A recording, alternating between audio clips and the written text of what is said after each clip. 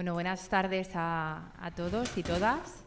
Tengo 3 objetivos para la presentación de hoy. 1, captar vuestra atención, asumiendo que ya debéis estar un poco hipoglucémicos.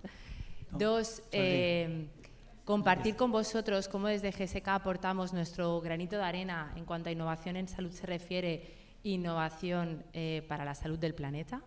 Y por último, bueno, pues que... ¿Dónde tengo mi presentación? Ahora están buscando.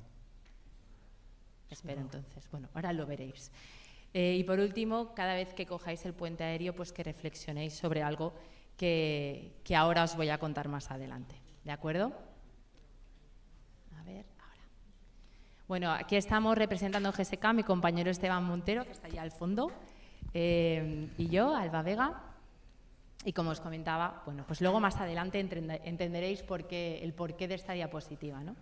Pero primero de todo, pues quiero explicaros quiénes somos en GSK. Es una compañía biofarmacéutica en la que trabajan más de 70.000 empleados en 75 países en todo el mundo, cuyo objetivo principal es el de unir ciencia, tecnología y talento para adelantarnos a la enfermedad. Y ahí la innovación es el pilar fundamental, la innovación sobre todo vinculada a nuestro I+D, tanto para la investigación de vacunas como para la investigación de medicamentos especializados. Y estas son sobre todo las 4 áreas terapéuticas en las que nosotros centramos nuestra investigación. Enfermedades infecciosas, que sabéis que afectan a todos los países y suponen una carga tremenda para los sistemas sanitarios del mundo. Y ahí nuestra pieza fundamental son las vacunas. En segundo lugar, el VIH. Llevamos años comercializando fármacos para prevenir el VIH y para tratar a los pacientes con VIH, sobre todo para facilitarles la calidad de vida. En tercer lugar, desde hace 50 años investigamos, producimos y comercializamos fármacos para el asma y para la EPOC. Y por último, pues una de las enfermedades, como sabéis, más mortales a día de hoy, el cáncer. Nuestro foco principal se centra en el cáncer ginecológico y en el cáncer de la sangre. Y dicho esto, ¿cómo incorporamos el I+D a España, ¿no? Bueno, pues nosotros tenemos un centro de I+D en Madrid, en Tres Cantos, en el que trabajan más de 200 empleados, cuyo objetivo principal es el de investigar fármacos para enfermedades infecciosas del tercer mundo. Fijaros además que nos llena de orgullo porque actualmente es el segundo, en cuanto a volumen se refiere, centro de I+D de toda la organización de GSK, ¿no? Con lo cual pues es un centro fundamental en ese sentido. Y yo a continuación os queríamos compartir un ejemplo de cómo a través de nuestro I+D hemos innovado y hemos sobre todo mejorado la salud de los pacientes respiratorios y sobre todo hemos trabajado para salvar la vida de muchos de ellos, ¿no? Como os decía, nosotros somos los que comercializamos hace 50 años el primer inhalador de rescate en cartucho presurizado. O sea, tenemos una historia muy, muy larga. Y en aquel momento, imaginaros, ¿no? Fue todo un hito. Pero bien es cierto que a medida pues, que los pacientes lo iban utilizando, pues identificamos una gran necesidad no cubierta, ¿no? Una gran limitación, y es la falta de coordinación que los pacientes tienen entre la inhalación y la pulsación. Y en esa línea GSK siguió investigando hasta que después de 10 años comercializamos el primer inhalador en polvo seco, que es el inhalador Acuhaler, ¿vale? Eso fue ya en los 80. Y a partir de ahí nosotros seguimos en esa continua mejora a través de nuestro I+D. ¿Por qué? Porque nos encontrábamos en que bueno, los tratamientos que ofrecíamos tenían pautas posológicas 2 veces al día. Y eso, de alguna manera, pues afectaba, tenía un impacto en la adherencia de nuestros pacientes. Entonces, 20 años después, conseguimos dar con moléculas con alta afinidad por sus receptores, con pautas posológicas de 1 vez al día, con lo cual todo ello facilitaba la adherencia de los pacientes con asma y con EPOC y, en definitiva, si ese fármaco llega a los pulmones, ese paciente tenía menos riesgo de exacerbar, que en definitiva es lo que más nos importa, ¿no?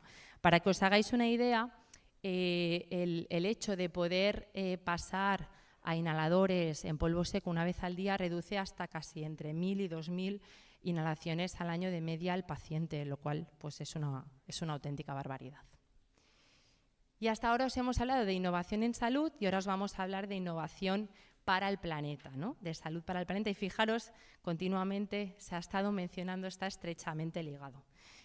Yo creo que a todos ya nos ha quedado claro que si el sector salud fuera un país, seríamos el quinto emisor del planeta, ¿no? Y en ese sentido, bueno, este gráfico ya lo conocéis, es del Sistema Británico de Salud, del NICE. Los medicamentos corresponden con un 25% de esa huella climática. Y ahí concretamente pues los gases anestésicos y los inhaladores presurizados corresponden un 5%, ¿no? Y ahí es donde lógicamente GSK centra sus esfuerzos. Explicaros un poquito la evolución que en ese sentido han tenido los inhaladores presurizados. Inicialmente los primeros que se comercializaron incluían un propelente, el clorofluorocarbonado, que impacta directamente y daña la capa de ozono. De ahí a que en 1987 el Protocolo de Montreal ya solicitara pues, progresivamente ir sustituyendo ese propelente por los hidrofluorocarbonados, que son los HFCs.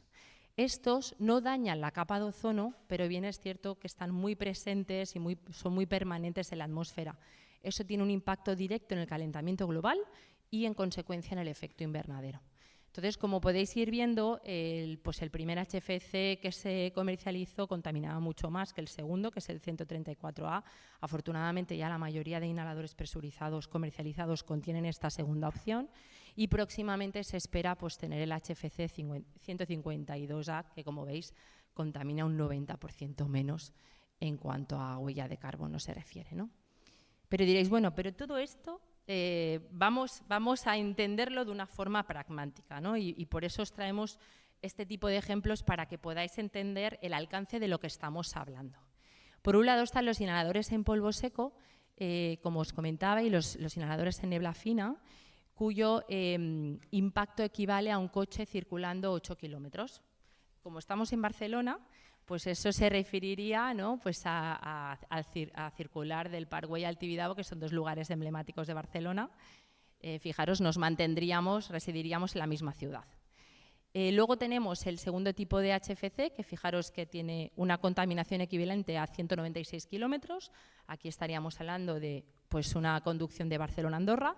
Y por último, el más contaminante, que como os decía, pues a día de hoy ya quedan muy pocos inhaladores que lo contengan, donde hablaríamos de un desplazamiento equivalente de Barcelona a Valencia. Con lo cual, fijaros que la diferencia es 25 veces mayor. ¿Cómo estamos en España? Pues para que os hagáis una idea, somos el tercer país de Europa con mayor uso de presurizados. Del total de inhaladores a día de hoy, el 53% son inhaladores presurizados y ahí el referente a seguir serían los países nórdicos, Suecia, Finlandia y Dinamarca, que fijaros que tienen porcentajes en torno a los 13-20%. ¿Por qué? Porque realmente destinan el uso de este tipo de inhaladores a aquellas situaciones clínicas donde no hay alternativa.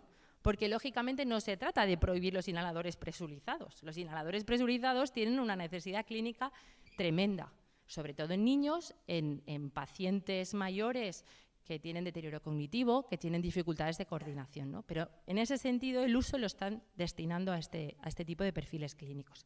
Y por último, fijaros que en España pues, la contaminación, de ahí a mi diapositiva inicial, pues equivale al 50% más en términos de toneladas de CO2 que los vuelos de corto alcance.